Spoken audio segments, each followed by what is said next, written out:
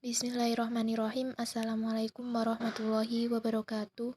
Saya Nuka Widiarnani, NIM U2019 3013. Di sini saya akan menjelaskan tentang fonetik dan pembagiannya.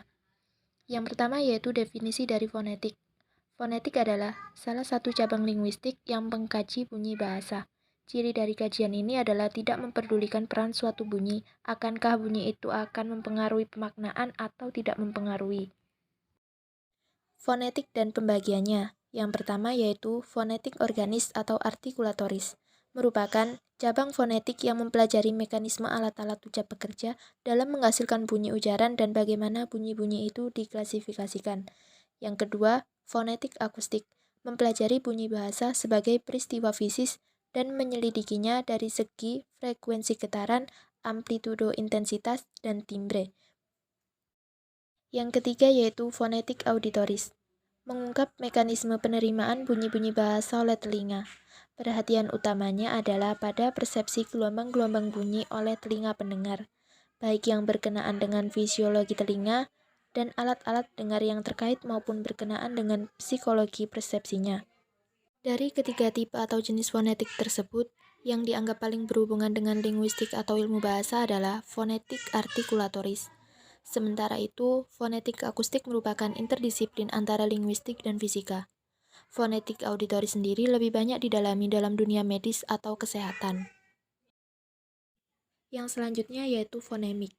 Fonemik yaitu satuan bunyi terkecil bahasa yang memiliki peran untuk memberikan perbedaan dalam memaknai suatu bunyi, terutama ketika bunyi itu dirangkai dengan bunyi yang lain membentuk satuan bunyi yang lebih besar.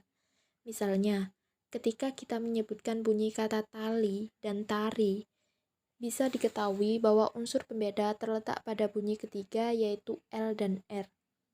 Dengan demikian, bunyi L dan R merupakan fonem yang berbeda di dalam bahasa.